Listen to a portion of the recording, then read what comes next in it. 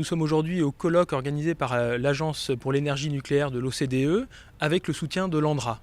L'ANDRA a été impliquée dans l'organisation de ce colloque d'abord d'un point de vue matériel, c'est-à-dire que nous avons organisé ce colloque dans un lieu proche du centre CIGEO, à Verdun, mais nous avons aussi profité de cette occasion pour présenter nos travaux sur la mémoire à tous nos interlocuteurs au niveau national. Et donc avant le colloque de l'AEN proprement dit, nous avons eu une demi-journée dans laquelle nous avons pu présenter nos travaux à nos riverains, aux élus locaux, aux associations françaises.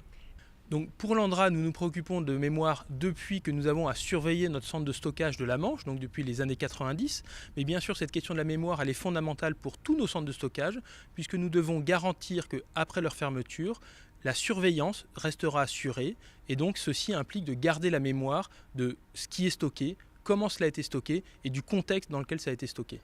Alors, une des conclusions de ce colloque, mais aussi des travaux qui l'ont préparé, je crois, c'est sans doute qu'on ne peut pas s'appuyer pour maintenir la mémoire sur une solution miracle, une technique d'archive ou une méthode, et qu'il faut avoir une vision systémique, un cocktail de solutions qui va permettre de s'appuyer sur différents modèles de maintien de la mémoire qui pourront prendre le relais l'un de l'autre au fur et à mesure du temps ou si l'un ou l'autre venait à défaillir.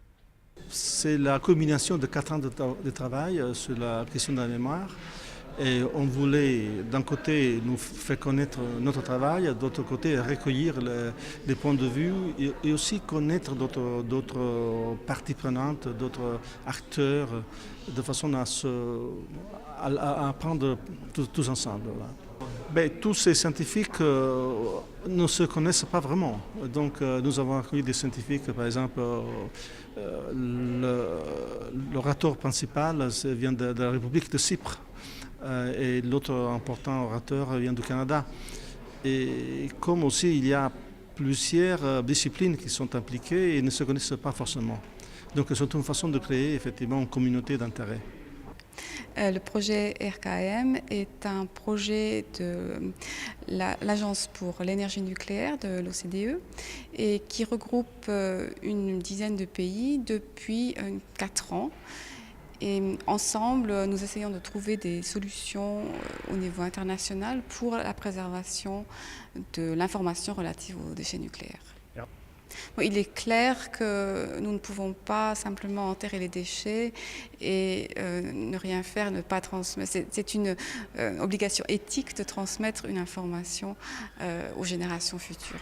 Bon, il est clair que ce genre de colloque est une plateforme d'échange et nous permet également, en tant que projet, de présenter les résultats que nous avons obtenus et d'obtenir aussi un feedback d'un maximum de personnes. Alors pour l'ANDRA, on travaille sur un projet dans le cadre du projet Mémoire qui est plus spécifiquement consacré à la aux conservateurs institutionnels. Ce qu'on appelle conservateurs institutionnels sont des institutions dont la mission est de transmettre une mémoire à long terme. Donc autrement dit des services d'archives, des bibliothèques, des musées, des monuments, dont la mission est de transmettre un patrimoine ou une mémoire. Participer à ce colloque, ça permet de rencontrer des collègues d'autres pays, voire confronter les premiers résultats de notre recherche à d'autres expériences, d'autres exemples que chacun aura dans sa propre histoire ou dans son expérience de la conservation de la mémoire et de sa transmission à long terme.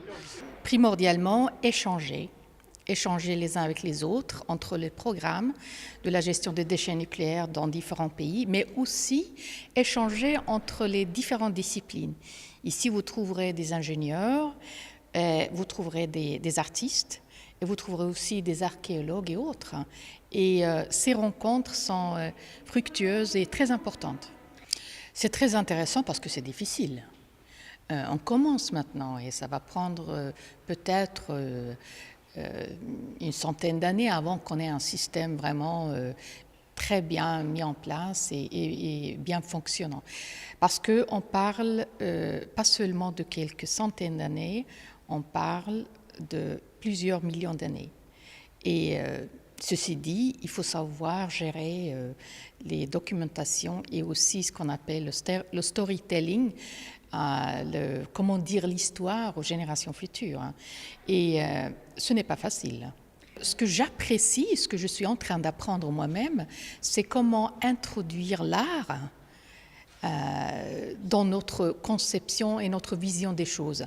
Je suis ingénieure comme beaucoup d'entre nous qui travaillons dans la gestion des déchets nucléaires et par conséquent, on pense très souvent a priori comme des ingénieurs. Alors l'introduction de l'art pour pouvoir raconter l'histoire aux générations futures, pour moi, c'est peut-être pas nouveau, mais c'est passionnant. J'apprends beaucoup de choses.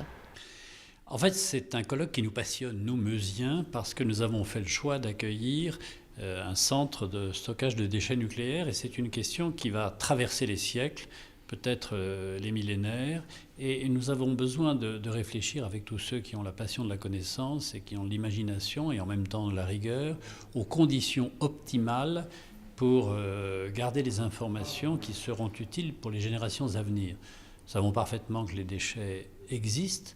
Il y a ce qui a été produit, ce qui est produit actuellement, ce qui sera produit bientôt. Et nous savons que ces déchets, pour certains d'entre eux, une fraction minoritaire mais importante, auront des effets négatifs si on ne s'y en occupe pas pendant des siècles.